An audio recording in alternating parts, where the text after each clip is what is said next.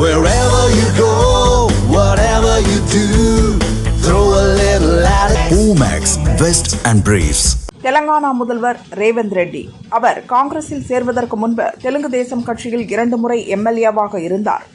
அப்போது ஒரு நில பிரச்சனையில் பெட்டி ராஜு என்பவர் கொடுத்த புகாரின் அடிப்படையில் அவர் மீது SC/ST சட்டப்பிரிவுகளின் கீழ் வழக்கு பதிவு செய்யப்பட்டது. அந்த வழக்கை ரத்து செய்ய கோரி தெலங்கானா ஹைகோர்ட்டில் ரேவந்த் ரெட்டி முறையிட்டார். வழக்கை நீதிபதி மௌசுமி பட்டாச்சார்யா விசாரித்தார். முதல்வர் ரேவந்த் ரெட்டி மீதான வழக்கை ரத்து செய்து கடந்த ஜூலை 17 நீதிபதி பட்டாச்சார்யா உத்தரவிட்டார். அவர் தீர்ப்பு வழங்கும் முன் பெட்டி ராஜு வழக்கறிஞர் PS ராவ் தீர்ப்பு வழங்கக்கூடாது என வாதிட்டார். ரேவந்த் ரெட்டி மீதான வழக்கை வேறு ஒரு மாநில ஹைகோர்ட்டுக்கு மாற்றி விசாரிக்க வேண்டும் என சுப்ரீம் கோர்ட்டில் மனு செய்திருப்பதாக அவர் கூறினார். நீதிபதி பட்டாச்சார்யா அதை ஏற்காமல் தீர்ப்பை வழங்கினார். இந்த தீர்ப்புக்கு பிறகு சுப்ரீம் கோர்ட் பெட்டி ராஜுவின் மனுவை விசாரித்தது. தலைமை நீதிபதி BR கவாய் தலைமையிலான அமர்வு மனுவை விசாரித்தது. பெட்டி ராஜு தனது மனுவில் தெலங்கானா ஹைகோர்ட் நீதிபதி பட்டாச்சார்யா பற்றி சில கருத்துக்களை தெரிவித்திருந்தார். அதை படித்து பார்த்த தலைமை நீதிபதி கவாய் அந்த கருத்துகள் அபத்தமானவை, அவதூறானது என கூறினார். பெட்டி ராஜு மற்றும் அவரது வழக்கறிஞர்கள் மீது சுப்ரீம் கோர்ட்டே அவமதிப்பு வழக்கு தொடர்வதாக தலைமை நீதிபதி அறிவித்தார்.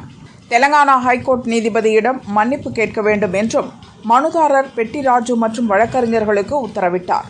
பெட்டி ராஜு மற்றும் 2 வழக்கறிஞர்கள் கடந்த ஆகஸ்டில் நீதிபதி பட்டாச்சார்யா முன் ஆஜராகி மன்னிப்பு கோரினர். அந்த மன்னிப்பை நீதிபதி பட்டாச்சார்யா ஏற்றுக்கொண்டார். இந்த தகவலை பெட்டி ராஜுவின் வழக்கறிஞர் சஞ்சய் ஹெக்டே சுப்ரீம் கோர்ட் தலைமை நீதிபதி கவாயிடம் இன்று தெரிவித்தார். அதைத் தொடர்ந்து தலைமை நீதிபதி கவாய் அவர்களுக்கு எதிரான கோர்ட் அவமதிப்பு வழக்கை ரத்து செய்வதாக கூறினார். அப்போது தலைமை நீதிபதி கவாய் கூறியதாவது: நீதிபதி பட்டாச்சார்யா மன்னித்து விட்டார் என்றாலும் எனக்கு இதில் மகிழ்ச்சி இல்லை. சமீப காலமாக ஒரு நீதிபதி சாதகமான உத்தரவு பிறப்பிக்காவிட்டால் அவருக்கு எதிராக அவதூறு பரப்பும் போக்கு அதிகரித்து வருகிறது. இதை நாங்கள் கவனிக்கிறோம். இந்த மாதிரி விஷயங்கள் கடும் கண்டனத்துக்குரியது. இதுபோல அவதூறு பரப்புவதை கட்டாயம் விட்டொழிக்க வேண்டும். சட்டத்தின் மகத்துவம் என்பது தண்டனையில் இல்லை, மன்னிப்பதில் இருக்கிறது. நீதிபதி பட்டாச்சார்யா மன்னிப்பை ஏற்றுக்கொண்டதால் கோர்ட் மேற்கொண்டு நடவடிக்கை எடுக்க விரும்பவில்லை. வழக்கறிஞர்கள் நீதிமன்றத்துக்கு உதவும் அதிகாரிகள். அவர்கள் நீதிமன்றத்துக்கு கடமைப்பட்டவர்கள். நீதிபதிகளுக்கு எதிராக இதுபோன்ற குற்றச்சாட்டுகள் கூறும் மனுக்களில் கையெழுத்திட்டு வழக்கை ஏற்பதற்கு முன் அவர்கள் கவனமாக இருக்க வேண்டும். நீதிபதிகள் மீது அவதூறு சொல்வதை ஏற்க முடியாது என்று தலைமை நீதிபதி BR கவாய் கூறினார்.